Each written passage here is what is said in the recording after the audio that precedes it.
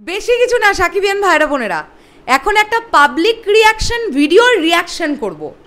প্রচুর public reaction video আসছে, কিন্তু এখনও পর্যন্ত যত পাবলিক রিয়াকশন ভিডিও এসেছে আমাকে অ্যাট্রাক্ট করতে পেরেছে এমন একটা পাবলিক রিয়াকশন ভিডিও, স্পেশালি একজন সাকিবিয়ান মেয়ে ভক্ত, মানে মেগাস্টার শাকিব খানের একজন মেয়ে ভক্ত, তার যে উচ্ছ্বাস তাণ্ডব দেখার পরে আমি এটা তোমাদের সঙ্গে শেয়ার করতে চাই।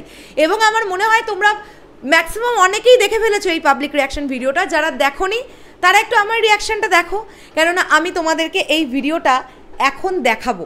সমকালের তরফ থেকে 2 মিনিট 46 সেকেন্ডের একটা ভিডিও এসছে, চলো দেখি।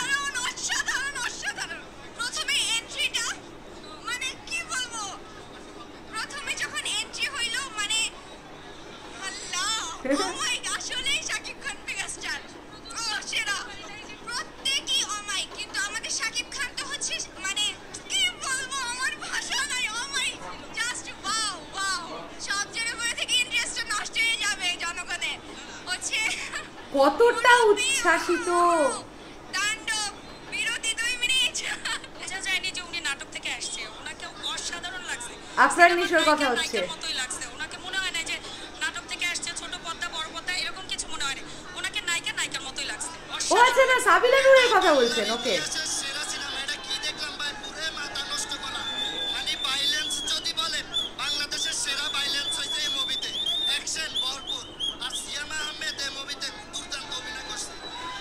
ইয়াবা আহমেদকে নিয়ে সবাই প্রশংসা করছে।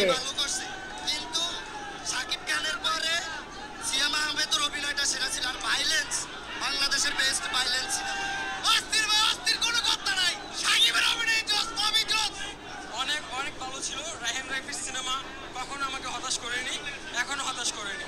অনেক সুন্দর হয়েছে। লাস্টে যখন আফরান নিশো ভাই এন্ট্রিটা দিছে, অনেক বইরে দিছে। আফরান নিশো ডাইরেক্ট বইরে দিছে, আপনার নিশোরা সাকিবে বইরে দিছে। মাথা নষ্ট, পুরাই মাথা নষ্ট, করা ভাই। লাস্টে সিন ভালো লাগছে, একবার লাস্টে অস্থির সবকিছু মিলিয়ে অসাধারণ ছিল। আসলে হিরো এবং ভিলেন যারা যে চরিত্র ছিল সবার পরিপূরক ছিল। অসাধারণ ছিল সব মিলিয়ে, মানে অনেক এনজয়েবল।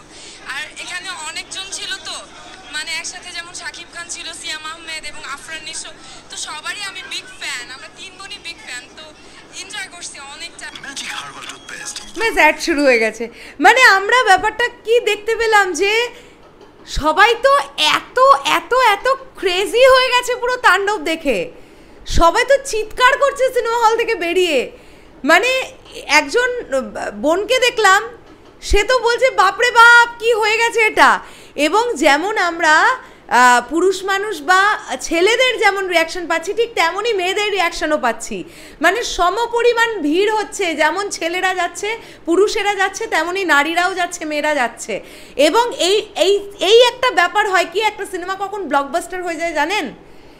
যদি আপনি ঘরের মেয়েদের সিনেমা হলে টানতে পারেন, যদি কোনো ডিরেক্টর বাড়ির মহিলাদের টার্গেট করতে পারে যে মহিলারা আমার টার্গেট, আমি তাদেরকে নিয়ে আসবো সিনেমা হলে, তাহলে এমনি সিনেমা ব্লকবাস্টার হবে। কেননা মহিলাদের নিশ্চয়ই কেউ বাড়ি থেকে একা ছাড়বে না, মহিলার সঙ্গে একজন আসবে, আরে কেউ না এলেও তার হাজব্যান্ড তো আসবে, যে মেয়েটি আসবে তার বাবা তো আসবে, বা দাদা তো আসবে, বা ভাই তো আসবে, বন্ধু তো আসবে।